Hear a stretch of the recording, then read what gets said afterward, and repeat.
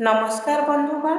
आजिर एही एपिसोड बोधहुए आपणक वर्ष को बदलाई देव, कारण आज आम कथा हेबाकु जाउछु 2026 सही ज्योतिषीय कहानी विषय रे, जहा केवल राशि नुहे बरं आपणक भावना, आपणक स्वप्न, आपणक यात्रा सबु किछि बदलाई देव। जदि 2025 आपनको थकाई देछि, जदि गत किछि वर्ष आपनको उलझाई छाड़ी देछि, आउ जदि आपण भाबुछंती जे भाई मो जीवनर सठिक समय केबे आसीबो, तेबे आराम रे बसंतु, गभीर निश्वास नियंतु आउ जल्दी दिल खोली शुणंतु, कारण 2026 रे आकाश रे एतेटे किछि बदलुछि जे ब्रह्मांड निजे आपनको किछि कहबाकू चाहुछि। आज सेही वार्ता को आमे बुझिबा। आपण भाबुथिबे 2026 रे एमिति कौन विशेष अछि? आज्ञा बंधुगण, 2026 रे 5टी बड़ ग्रह निजर दिग, निजर घर, निजर ऊर्जा सबु बदलैबाकू जाउछन्ती। आउ जेतेबेले एही 5 जण बदलती, मनुष्यर जीवन ମଧ୍ୟ बदली जाए। तेबे आसंतु एही ब्रह्मांडीय यात्रा को धीरे धीरे खोलिबा, जेमिति कोनोसी पुस्तक जहार प्रत्येक पृष्ठरे भाग्यर नुआ रेखा लेखा अछि। सर्वप्रथमे कथा हेबा देवगुरु बृहस्पति विषय रे। बृहस्पति को आपण ब्रह्मांडर शिक्षक, मेंटर, गाइड जहाँ भी कहबाकू चाहती कहिपारिबे। से जेउठी थांती सेठारे सुजोग, ज्ञान, धन आ वृद्धि नहीं जाती। आउ 2026 रे एमानक चलन अत्यंत शक्तिशाली रहिबो। डिसेम्बर 2025 ठारू जून 2026 पर्यंत से मिथुन राशि रे रहिबे। आउ तापरे 2 जून ने कर्कट राशि रे प्रवेश करिपारिबे। आउ अक्टोबर आसला बेलकू सिंह राशि रे पहुँचबे। मिथुन राशि वाला भाई बहन माने ध्यान दे शुणंतु, कारण जहाँ मु एबे कहबाकू जाउछि ताहा आपणक हृदय को बहुत गभीर रु छुई जिवो। 2026 आपण पई केवल नुआ वर्ष नुहे, एहा एक नुआ अध्याय, एक नुआ आरंभ, एक एमिति सकाळ जहाँ पई आपण गत किछि मास बा वर्ष रु अपेक्षा करथिले। आपण 2024 रु 2025 रे बहुत किछि सहिचंती। केतेबेले अटकी रहितबा कैरियर, केतेबेले संपर्क रे उलझन, केतेबेले मन रे अशांति, आउ केतेबेले मु ठीक करूछि कि नाही भय। किंतु एबे खेल बदली जाइछि, कारण देवगुरु बृहस्पति आपणक राशि रे बसिछंती। आउ एहा कोनोसी साधारण कथा नुहे, एहा जेमिति ब्रह्मांड निजे आपणक पिठी थापुड़ाए कहूछि, एबे उठ, बहुत सहिछु, एबे तोर पाଳି चमकीबर। 2026 आपणक जीवन रे अटकी रहितबा ऊर्जा को खोली देब। जेउ काम गुड़ाक मासरु धूली पड़िथिला, सेगुड़िक हठात आगकू बढ़िबाकू लागिबो। आपण निजे अनुभव करिवे, अरे एते कष्टकर लागुथिला, एबे काहेकि एते सहज लागुछि। क्यारियर देखिले एहा आपण पई लेवल अप वर्ष, नुआ चाकरी, नुआ दायित्व बा नुआ सुजोग किछि ना किछि एमिति बदलिबो, जहा आपनको आगकू बढ़िबो आ लोके आपनको नोटिस करिवे। पढ़ाशुना, परीक्षा, उच्च शिक्षा सबु जगार बृहस्पति आपनको अद्भुत स्पष्टता और तीक्ष्णता देवे। जो मिथुन जातक मन सबु बेले ओभर थिंकिंग रे उलझी रहे, सेमानक मन 2026 रे बहुत शांत आउ फोकस हेबो। आउ सबुठारु विशेष कथा, मानसिक चाप कमिजिबो।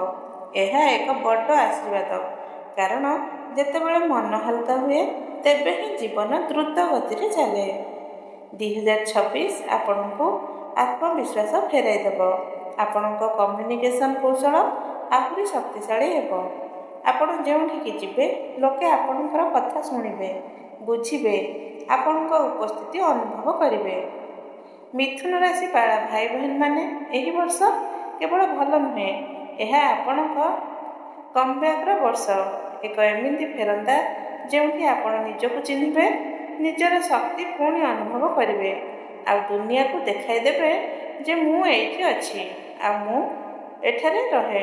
2026 आपणक पई स्टेप अप नुहे, राइज अप वर्ष। कर्कट राशि भाई भौणी मानकु କହି ରଖୁଛୁ, ଆପଣ ଗତ କିଛି ସମୟରେ ଦିଲ୍ରୁ ଜଡ଼ିତ ବହୁତ ଉଠାନମାନ ସହିଛନ୍ତି। କେତେବେଳେ ପରିବାରର ଚିନ୍ତା, କେତେବେଳେ ସମ୍ପର୍କରେ ଟାଣ, କେତେବେଳେ ଘର, ଚାକିରି ଆଉ ଭବିଷ୍ୟତକୁ ନେଇ ଏକ ଧୀର ଅଶାନ୍ତି। କିନ୍ତୁ ଶୁଣନ୍ତୁ, 2026 ଆପଣଙ୍କୁ ସେହି ଜାଗାରୁ ହିଲ୍ କରି ଯେଉଁଠି ଆଘାତ ଲାଗିଥିଲା। 2 ଜୁନ୍ 2026ରେ ଦେବଗୁରୁ ବୃହସ୍ପତି ଆପଣଙ୍କ ନିଜ ଘର କର୍କଟ ରାଶିରେ ପ୍ରବେଶ କରିବେ। ଆଉ ଏହା ଏକ ଏମିତି ସମୟ ଯାହା ପ୍ରତ୍ୟେକ 12 ବର୍ଷରେ ଥରେ ଆସେ। ବୃହସ୍ପତିଙ୍କ କର୍କଟରେ ରହିବା ଯେମିତି କେହି ଆପଣଙ୍କ ଘରେ ଖୁସିର ଆଲୁଅ ଜାଳିଦେଇ କହିଲା, ଏବେ ଏ ଘର ଖୁସି ରହିବ, ଏ ଦିଲ୍ ସୁରକ୍ଷିତ ରହିବ। ପରିବାରରେ ଚାଲିଥିବା ଭୁଲ ବୁଝାମଣା ମିଟିଯିବ, ଘରେ ସୁଖ ଆସିବ। ଅନେକଙ୍କ ପାଇଁ ଘର ବଦଳାଇବା, ନୂଆ ଘର କିଣିବା ବା ସମ୍ପତ୍ତିରେ ନିବେଶ କରିବାର ଅତ୍ୟନ୍ତ ଶୁଭ ଯୋଗ ତିଆରି ହେବ। ଯେଉଁମାନେ ମାସରୁ ମନରେ ଭାରି ପଣ ଧରି ରଖିଥିଲେ, 2026 ସେହି ବୋଝ ହାଲକା କରିଦେବ। କ୍ୟାରିୟରରେ ମଧ୍ୟ ସମ୍ମାନ ବଢ଼ିବ, ଆପଣଙ୍କ କଥା ଶୁଣାଯିବ ଆଉ ନୂଆ ସୁଯୋଗ ପୁଣି ମିଳିବ। ପୁରୁଣା ଅଟକି ରହିଥିବା ମାମଲାରୁ ଲାଭ ମିଳିପାରେ। ଏହା ସେହି ବର୍ଷ ଯେତେବେଳେ ଆପଣଙ୍କ ଶିକଡ଼ ମଜବୁତ ହେବ, ପରିବାର ପାଖରେ ଠିଆ ହେବ ଆଉ ଆପଣଙ୍କ ଗଭୀର ଭାବନାଗୁଡ଼ିକ ଅତ୍ୟନ୍ତ ସୁରକ୍ଷିତ ଓ ତୃପ୍ତ ଅନୁଭବ କରିବ। କର୍କଟ ରାଶି ବାଳାମାନେ 2026 ଆପଣଙ୍କ ବର୍ଷ। ଶାନ୍ତି, ଘର, ହୃଦୟ ପୁନରୁଦ୍ଧାରର ବର୍ଷ, ଯେଉଁଠି ଆପଣଙ୍କ ଦିଲ୍ ଅତ୍ୟନ୍ତ କହିବ, ହଁ ଏବେ ସବୁ ଠିକ୍ ହେବାକୁ ଲାଗିଛି। ସିଂହ ରାଶିର ବାଳାମାନେ, ଆପଣ ତ ଜନ୍ମରୁ ହିଁ ସିଂହ।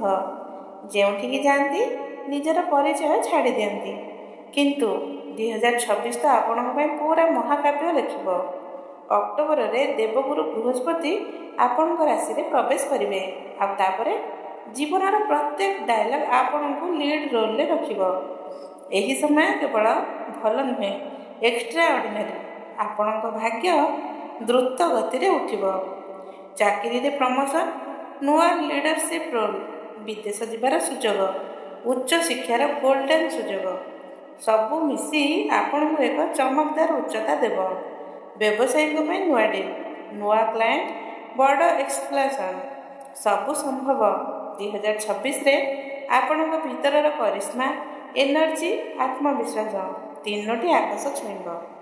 ଲୋକେ ଆପଣଙ୍କ ଆଡ଼କୁ ଆକର୍ଷିତ ହେବେ। ଆପଣଙ୍କ କଥାରେ ପ୍ରଭାବ ପଡ଼ିବ, ଆପଣ ନିଷ୍ପତ୍ତି ଅନ୍ୟକୁ ପ୍ରେରଣା ଦେବେ। ଆଉ ସବୁଠାରୁ ବଡ଼ କଥା, ଆପଣ ନିଜେ ଅନୁଭବ କରିବେ ଯେ ଭିତରେ କୌଣସି ଆଲୁଅ ଜଳି ଉଠିଛି। ଯିଏ କହୁଛି, ଏବେ ମୋର ପାଳି।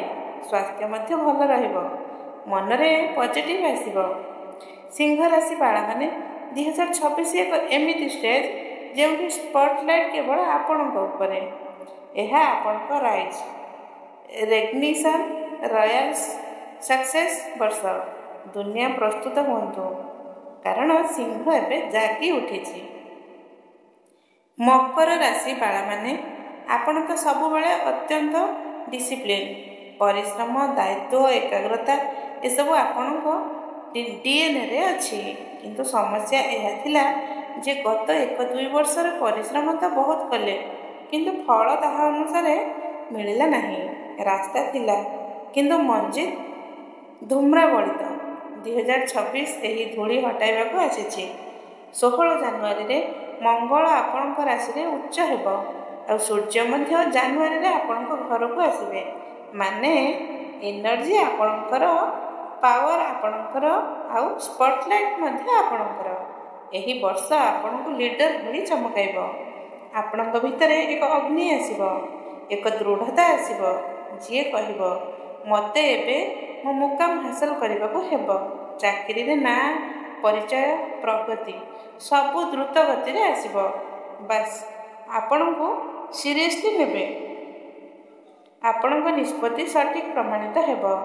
ବ୍ୟବସାୟରେ ଗ୍ରୋଥ୍, ପ୍ରଫିଟ୍, ନୂଆ କଣ୍ଟ୍ରାକ୍ଟ ସବୁ ଗଢ଼ି ଉଠିବ। ଆର୍ଥିକ ମଜବୁତି ଏହି ବର୍ଷର ସବୁଠାରୁ ବଡ଼ ଗିଫ୍ଟ। ଯେଉଁ ଲକ୍ଷ୍ୟଗୁଡ଼ିକୁ ଆପଣ ବର୍ଷରୁ ଟାଳି ଆସୁଥିଲେ, 2026ରେ ସେଗୁଡ଼ିକ ଅଚିଭେବଲ୍ ଲାଗିବ ଆଉ ଆପଣ ସେଗୁଡ଼ିକ କରି ମଧ୍ୟ ଦେଖାଇଦେବେ। ମକର ରାଶି, ଏହା ଆପଣଙ୍କ ଆକ୍ସନ୍, ସକ୍ସେସ୍ ରେସ୍ପେକ୍ଟ ବର୍ଷ, ସରଳ ସିଧା ଆଉ ଶକ୍ତିଶାଳୀ। 2026 ଆପଣଙ୍କୁ ଆପଣଙ୍କର ପ୍ରକୃତ କ୍ଷମତା ଦେଖାଇ ଦେବ। ମୀନ ରାଶିର ବାଳାମାନେ, ଆପଣ ଦିଲରୁ ଚାଲନ୍ତି, ଭାବନାରୁ ଗଢ଼ା ହୋଇଛନ୍ତି। ଆପଣଙ୍କ ଦୁନିଆ ମନରୁ ନୁହେଁ ଦିଲରୁ ଚାଲେ। ଆଉ 2026ରେ ଆପଣଙ୍କ ଦିଲ ଉପରେ ଶୁକ୍ରଙ୍କ କୃପା ବର୍ଷା ହେବ। 28 ଜାନୁଆରୀରେ ଶୁକ୍ର ଆପଣଙ୍କ ରାଶିରେ ଉଚ୍ଚ ହେବେ।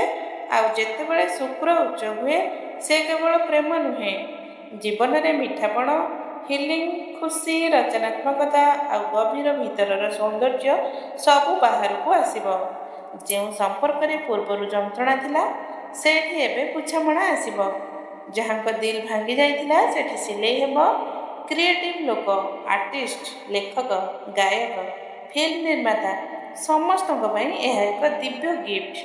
ନୂଆ ପରିଚୟ, ନୂଆ ସୁଯୋଗ, ନୂଆ ରଚନାତ୍ମକତା ସବୁ ଘୁରି ଘୁରି ଆପଣଙ୍କ ପାଖକୁ ଆସିବ। ଆପଣଙ୍କ ଆକର୍ଷଣ ବଢ଼ିବ।